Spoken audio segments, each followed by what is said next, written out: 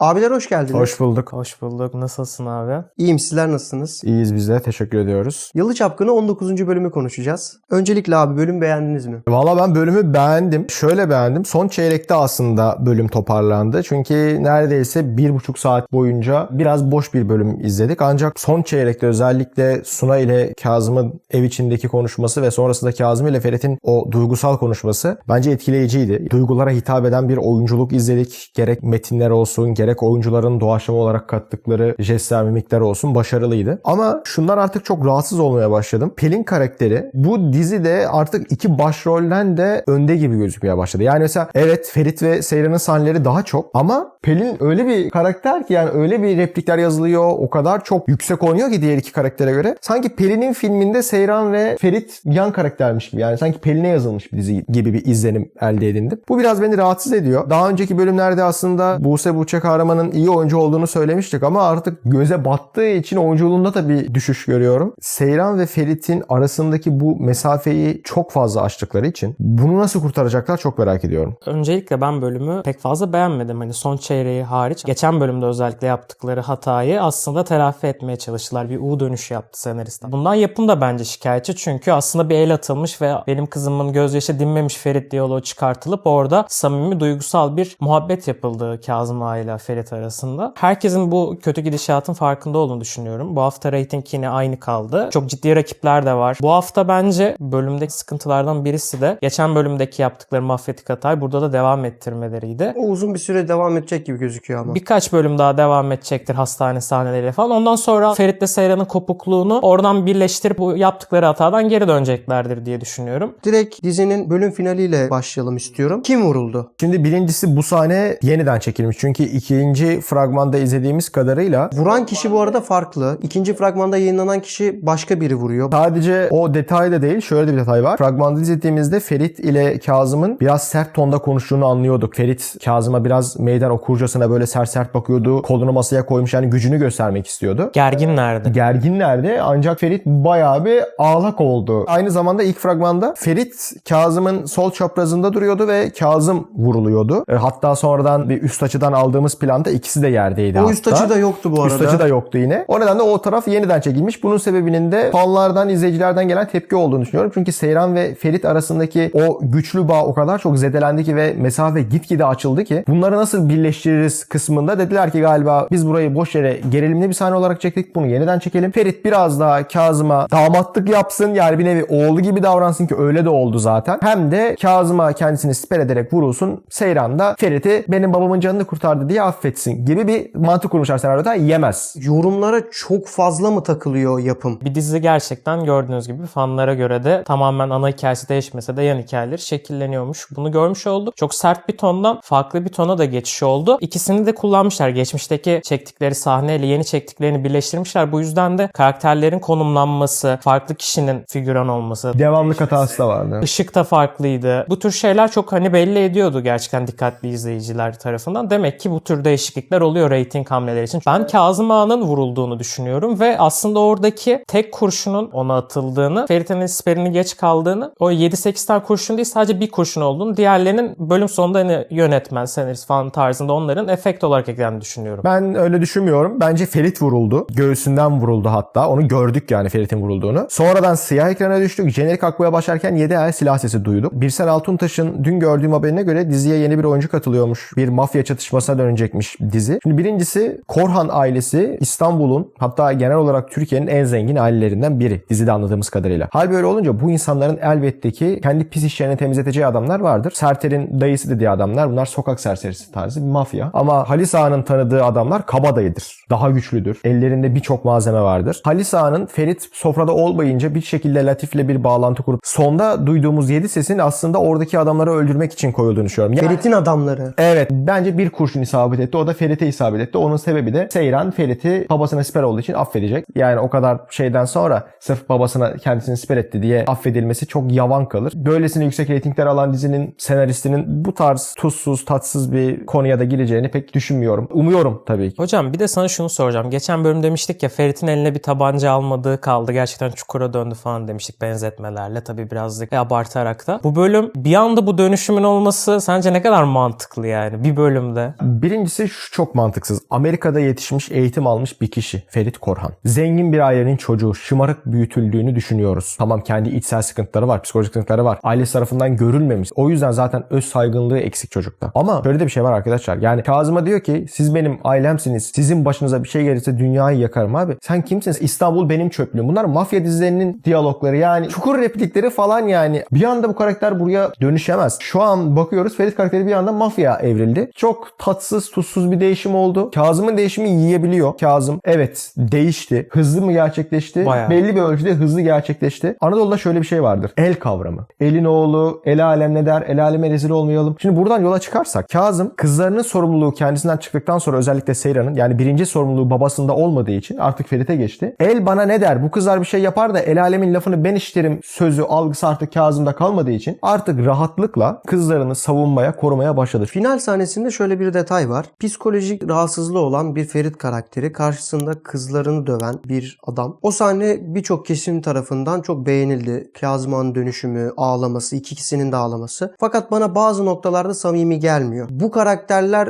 çok mu sempatik gösterilmeye çalışılıyor? Kazım Ağa'nın yan bir karakter olarak 2-3 bölümdür sempatik bir yapıya bürünmesi acaba bende düşündürdü. Ya bu karakteri diziden çıkartmayı mı düşünüyorlar? Hani normalde bir karakter öleceği zaman bu kadar sempatik yaparsın. Diren Polatoğulları'nın röportaj vardı, orada denk geldim. Şey diye soruyorlar kendisine. Hani böyle bir karakteri oynamak güç değil mi? Toplumda yanlış algılamalara sebebiyet verebilir. Çünkü kızınızı dövüyorsunuz. Hiç normal bir şey değil. Cevabı şu oluyor. İlk başta ben de böyle bir tedirginlik yaşadım. Ancak sonrasında yapımcı ve senaristle konuştuğumuzda bu karakterin böyle olmayacağı söylendi. Şunu net olarak söyleyebiliriz. Karakter değişimi dizi başlamadan önce planlanmış. Senaryoda var. Yani Kazım birdenbire ya bu oyuncu tuttu, komik güldürüyor ediyor, hadi bunu değiştirelim değil. Dizi başlamadan önce senaryo yazarıyla yapımcının ortaklığında bu karakterin ileriki bölümlerde değişeceği zaten daha dizi sete girmeden önce konuşulmuş bir şey. O yüzden Kazım'ın değişimini ben çok hızlı bir şekilde bulmuyorum. Evet, kızlarını döven, dayakçı, iğrenç bir baba olarak izledik birkaç bölüm. Ama dediğim gibi burada el kavramı vardı. Artık kızlarına daha duygusal taraftan yaklaştığını düşünüyorum. Pelin'in hamilelik mevzusuna girmek istiyorum. Bunu önceki bölümlerde konuşmuştuk. Dizide bu bölümde 2 tane diyalog var. İkisi de Seyran'ın diyaloğu. Diyaloglardan bir tanesi şunu söylüyor. Seyran Sunay'a karşı Yalın'ın önüne çocuk gelse baba baba dese şaşırmam. Ekstra sabah da şöyle bir diyalog daha ekliyor.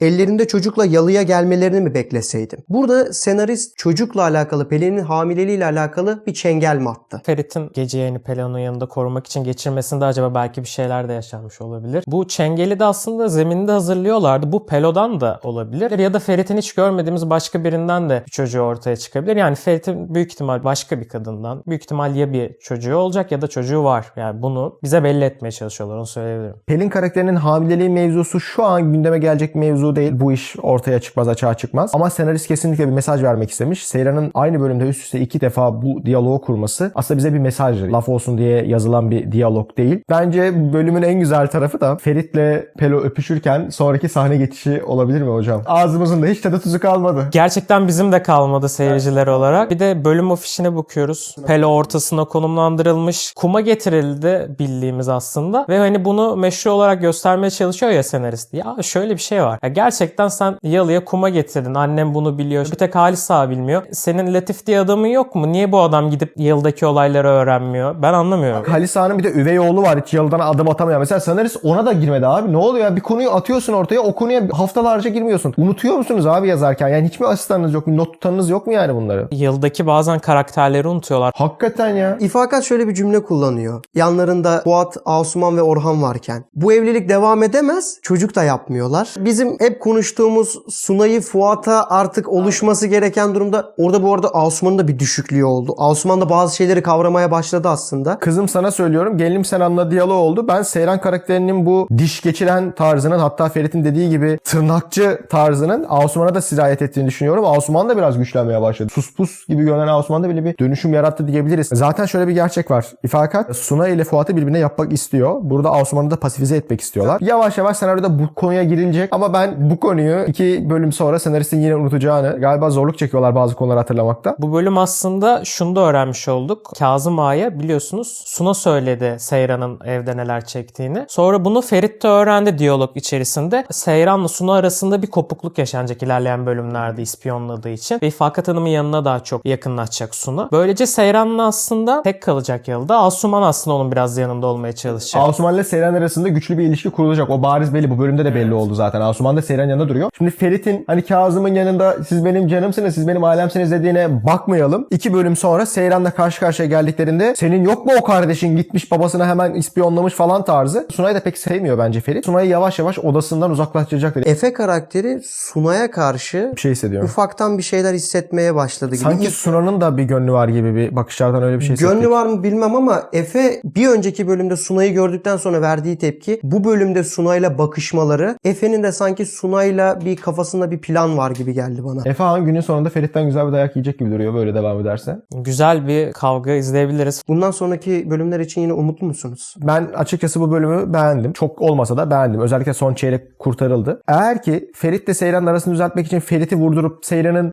bu da benim babam ölmesin diye kendisini siper ettiği gibi bir düşünceye sokup o ikili arasındaki bağı tekrardan kuvvetlendirmek istiyorlarsa bu çok klişeye kaçar. Umarım böyle bir tona girmezler. Ama senaryo ekibine bakarsak girmeleri de muhtemel. Ama ilerleyen bölümlerden umutlu muyum? Umutluyum. Eğer bu topa girmezlerse. İlerleyen bölümlerden ben de umutluyum. İlerleyen bölümlerde romantik komediye tekrardan döneceklerdir ve aslında dizide 22-23'ten sonra tekrar toparlayacaktır. 1-2 bölüm bu U dönüşünün artık sancılarını çekeceğiz ama ondan sonrasında toparlayacağız. Olması gerektiği gibi arkadaşlar senaryonun türü vardır. Romantik komediyle başlayan bir tür bir anda psikolojik dramaya çevrildi. Oradan suç mafyaya çevrildi. Yani okyanusun ortasında Yalı Çapkın diye bir dizi kaldı abi. Etrafında böyle köpek balıkları var ve hepsi farklı tür. Abi nereye evriliyoruz? Evet işiniz zor. Yerli dizi yersiz uzun. 140 dakika boyunca bir senaryo yazmak çok zor ki bence 15 reytingler alıyorsunuz. Çok da başarılı bir şekilde gidiyor dizi. Elinize kolunuza sağlık ama lütfen bazı detaylara dikkat edelim. Çünkü ben senaryo yazarlarının fanlar tarafından bu kadar eleştirilmesini de bir yazar olarak içimi sızlatan bir şey. Başarılı bir şekilde görünmesi lazım. Yani yazarlar gerçekten çok zorlanıyorlar. Senaryo yazmak çok zor bir iş arkadaşlar. Çok da yüklenmeyelim. Ama bazı yanlışlar da olduğu için biraz da affedici olmak gerekir. Belki ilerleyen bölümlerde toparlayacaktır. Çizgi filme benzemiyor demek ki bazı şeyler. Teşekkürler arkadaşlar. Biz teşekkür ederiz. Biz teşekkür ederiz hocam. İnşallah iyi bölümler izleriz yani. Umarım. Kurtarma Umarım. mevzuları.